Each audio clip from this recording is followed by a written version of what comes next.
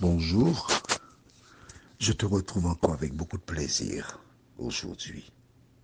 Mais oui, parce que tu commences à mieux comprendre pourquoi je dis inlassablement aux gens, va lire la Bible, va lire la Bible. J'ose espérer que mes paroles ont trouvé un écho favorable dans ton cœur, car l'étude que nous avons effectuée hier nous montrait comment le diable a utilisé Pharaon en lui demandant dans le livre d'Exode 1, verset 22, de jeter les enfants dans le fleuve, déterminé à les détruire. Et quand nous lisons plus tard dans le livre de Matthieu chapitre 2, nous voyons que cette fois-ci c'est Hérode qui demande de mettre à mort tous les enfants de 2 ans et en dessous, car à partir de la date qu'il a eue, il a à peu près l'idée de l'âge du roi des Juifs. Qui ne voulait pas que Moïse vienne au monde? Le diable. Parce qu'il sait qu'à la 4e génération, l'Éternel ferait sortir son peuple d'Égypte. Et étant donné que Dieu ne ment pas, c'est pas un homme pour mentir, ni un fils d'homme pour se repentir, alors il était au saquet. Il ne fallait pas que le libérateur naisse. Il faut qu'il meure. Il s'est employé pour cela.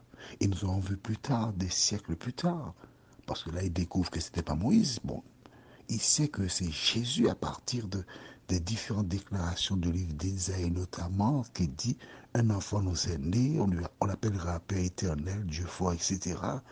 Bon, il sait que c'est Jésus. Il a suivi la conversation de l'ange Gabriel qui a été voir Marie pour lui dire tu es bénie entre toutes les femmes, tu porteras Emmanuel qui veut dire Dieu avec nous. Aïe, aïe, aïe, aïe, aïe, aïe. Là, il a la certitude. Pour Moïse, il jonglait, il cherchait à comprendre. Mais là, pour Jésus, il avait la démonstration parce qu'il avait clairement entendu Gabriel dire on l'appellera Jésus et il savait que c'était Emmanuel aussi. Alors là, il s'est ligué. Et c'est pourquoi que cette fois-ci, il a utilisé Hérode, toujours un roi, pour mettre à mort Jésus. Que déduisons-nous de tout cela? Que les monarques, pour la plupart, sont au service de Lucifer. Je ne dirai pas tous les monarques, d'accord? Je n'ai pas d'éléments pour le dire.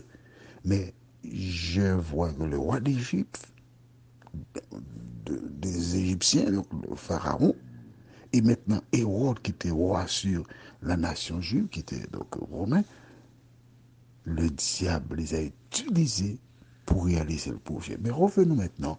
Alors, j'ai voulu simplement lire avec toi Matthieu 2 pour te montrer que c'est le même diable, même projet, détruire le Messie.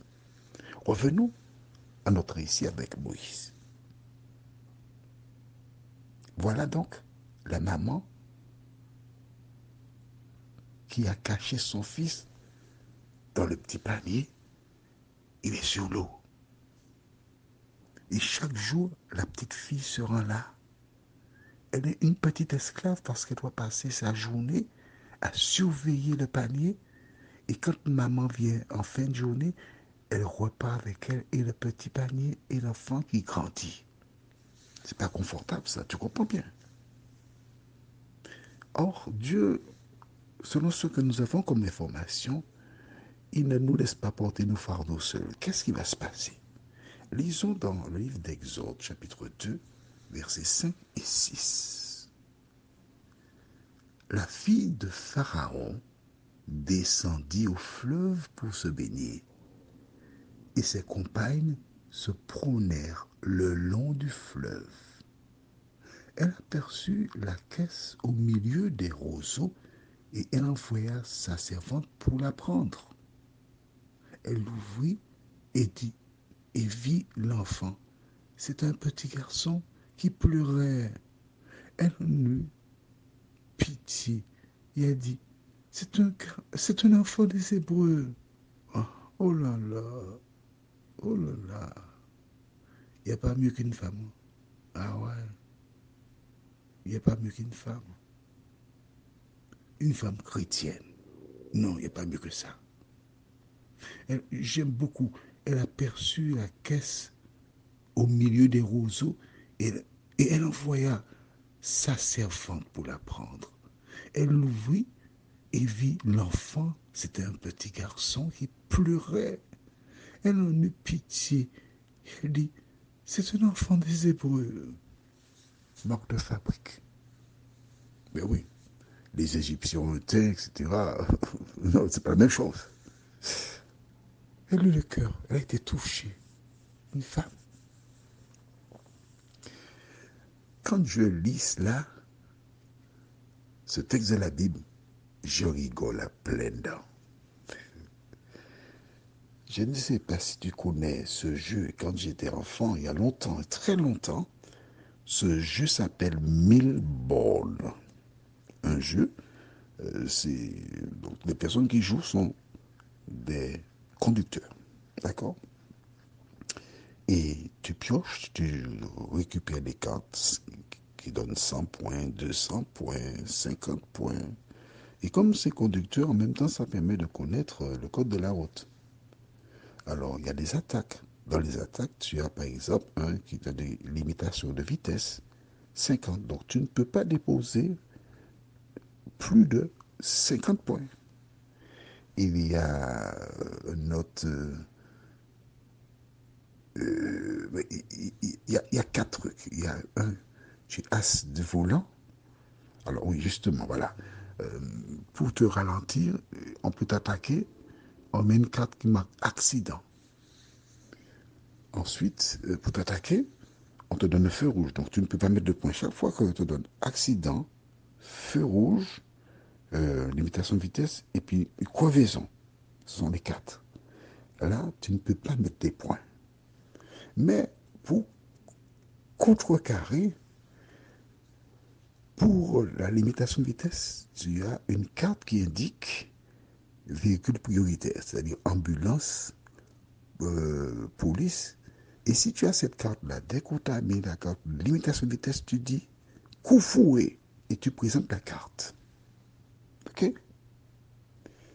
Et donc, Satan jouait à mille bonnes avec Dieu. Il a mis en place pour pouvoir tuer les petits garçons. Mais par rapport à cela, Dieu a dit à Satan, je vais te montrer qui je suis. Il a envoyé la fille de Pharaon, la princesse donc, ce jour-là, dans ce lieu-là, parce que le Nil il est très long, pour récupérer un petit garçon qui pleure. Et elle, en le regardant, elle dit, c'est un petit enfant, un petit hébreu qui est là. Son père a ordonné de jeter les petits garçons dans le Nil. Son papa. Et elle regarde le petit garçon. Et le verset 6 me dit, elle en eut pitié. Amen. C'est pas elle qui a eu pitié, non? Mais le Dieu créateur des cieux et de la terre a permis qu'elle aille ce jour-là, en ce lieu-là, pour voir Moïse, pour l'entendre pleurer. Et il a touché la corde maternelle de cette femme. Que fera-t-elle? Ne lis pas la suite, tu te connais. Attends-moi. Nous lirons cela ensemble demain, si Dieu nous prête vie. D'accord? Il ne faut pas lire la suite. Ce n'est pas du jeu. Prions. Notre Seigneur et notre Dieu. Oh, qu'est-ce que tu es extraordinaire. Qu'est-ce que tu es extraordinaire, Seigneur. Qu'est-ce que tu es bon. Et lorsque nos ennemis dressent des embûches, ta main puissante et forte pousse le vent pour faire que notre barque puisse avancer. Merci pour la parole, oh Dieu. Merci de continuer de nous éclairer. Merci de nous conserver ton amour et ta bonté. Aide-nous à te faire confiance en tout temps, en toutes circonstances. Au nom de Jésus, pour ta gloire éternelle. Amen. Je te souhaite une bonne journée et que l'Éternel continue de te faire du bien. Et à demain, si Dieu nous prête vie.